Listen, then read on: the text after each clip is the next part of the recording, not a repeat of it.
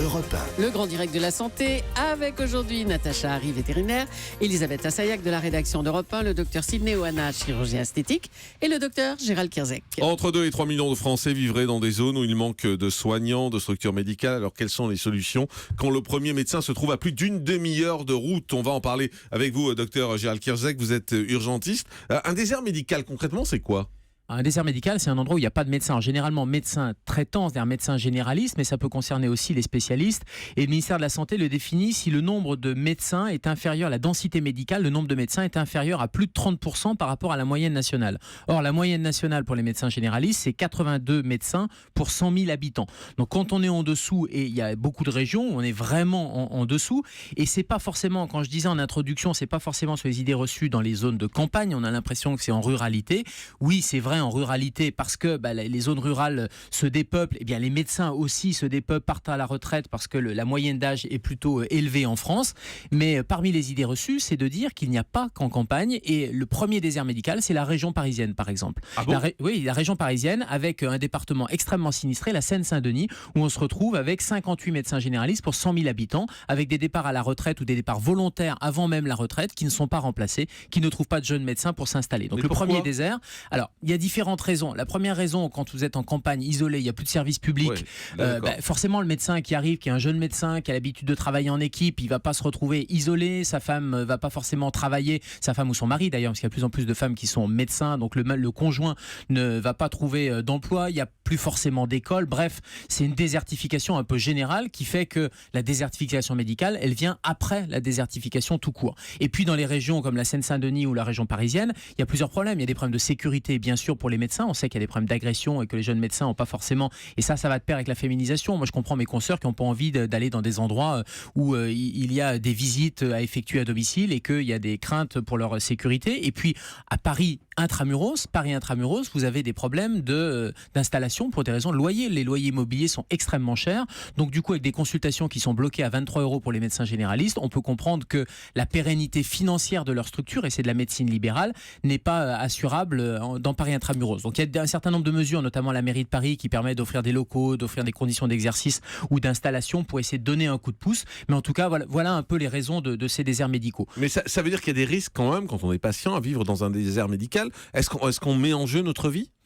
Alors, c'est sûr que si vous n'avez pas de médecin ou si vous n'avez pas de structure médicale à proximité, vous avez moins de soins qui sont immédiats. C'est-à-dire que vous aurez toujours le 15, vous aurez toujours les urgences, vous aurez toujours le 15, vous allez appeler, on va venir vous chercher en ambulance, en hélicoptère, mais ça c'est pour des urgences vitales, et puis c'est pour des urgences vitales. Le vrai problème, c'est pour les maladies chroniques, c'est pour des patients qui ont besoin d'une consultation médicale.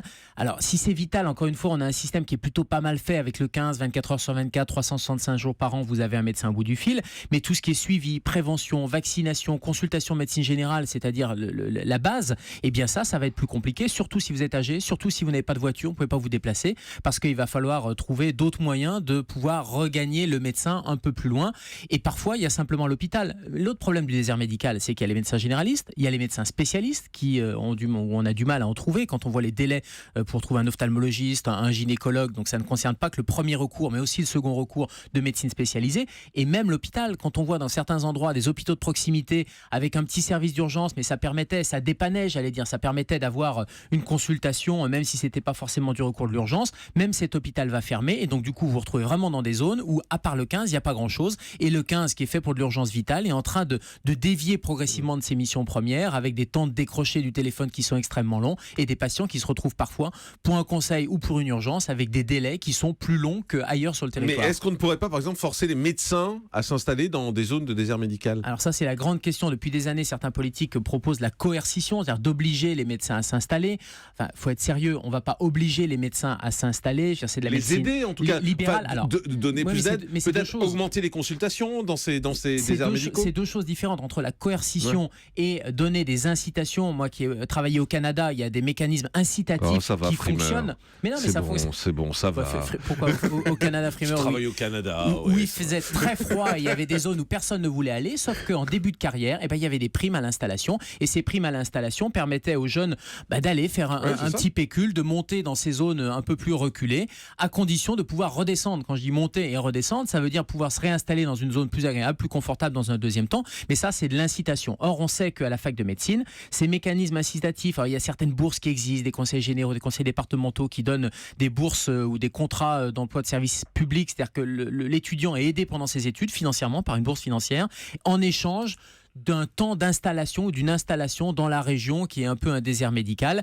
Mais ça, c'est de l'incitation. Et ça peut fonctionner à condition que les étudiants soient au courant. Or, toutes les enquêtes montrent que les étudiants ne sont pas forcément au courant de ces mesures. Donc, avant de parler de coercition, d'obliger les médecins, puis on voit bien qu'obliger un praticien, vous voyez, la médecine, c'est être dans l'empathie, c'est être dans le service aux patients. Si vous obligez, vous contraignez des gens à aller s'installer, vous imaginez un peu si tout le les monde s'installe conditions de dans travail. le 16e à Paris, c'est clair que il va y avoir un problème.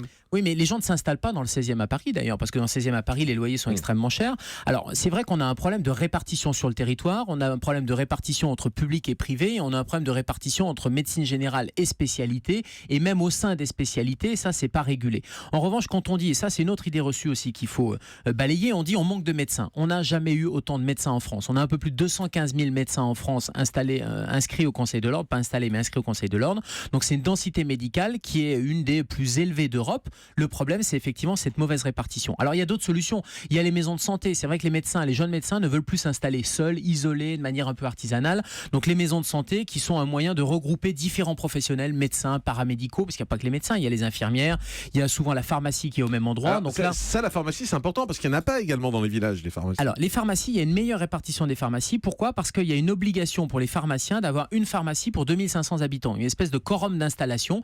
Donc là, on a sur le territoire un maillage qui peut être intéressant d'ailleurs, parce qu'il y a plein de choses que les docteurs en pharmacie, il faut rappeler que dans les pharmacies, ce sont des docteurs en pharmacie, il y a plein de choses qui pourraient être faites dans les pharmacies. Et je pense en particulier à un certain nombre d'entretiens. Alors, il y a la loi récente permet de faire des entretiens pharmaceutiques pour le suivi de patients chroniques sous antivitamine K, etc. Donc, c'est autant de choses qui peuvent être faites à la pharmacie. La prise de tension artérielle, contrôler la tension, ça peut être fait à la pharmacie. Donc ça, c'est une solution pour les patients aussi, de se retourner, s'ils n'ont pas de médecin dans leur village, de se retourner peut-être vers la pharmacie, qui est un peu plus proche, liée à cette installation et ce maillage territorial, de se tourner vers la pharmacie. Il y a même des initiatives de médecine connectée ou de télémédecine qui se font à partir des pharmacies avec des cabines de télémédecine.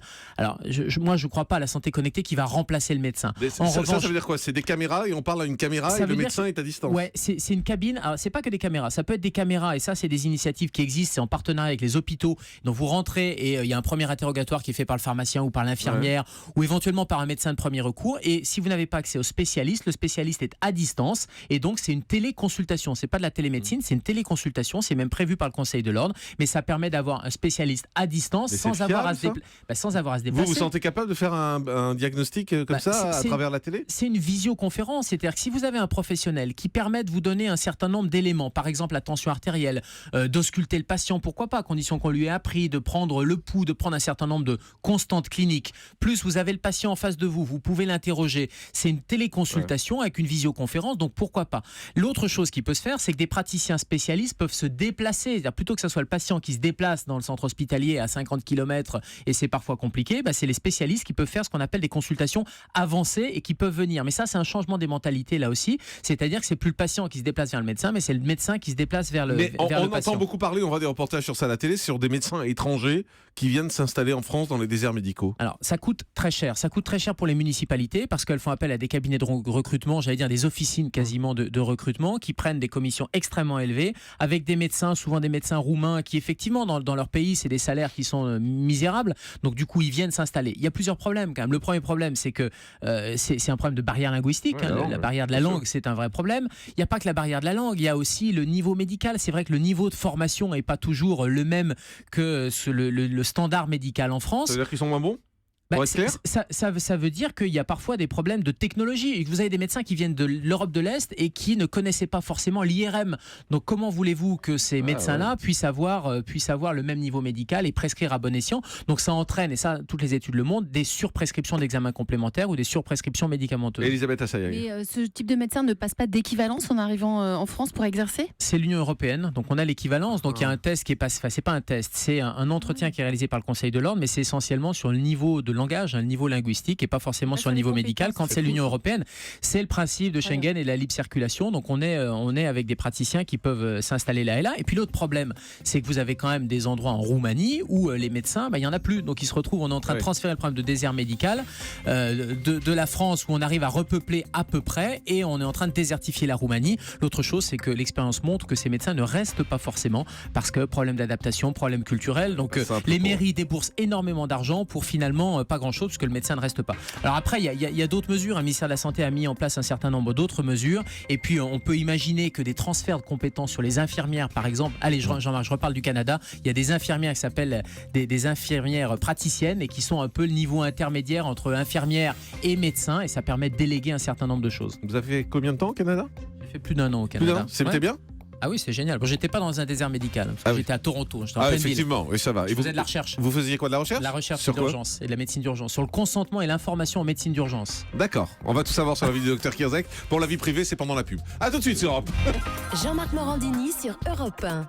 Le Grand Direct, 9h midi. Joyeuse farandole de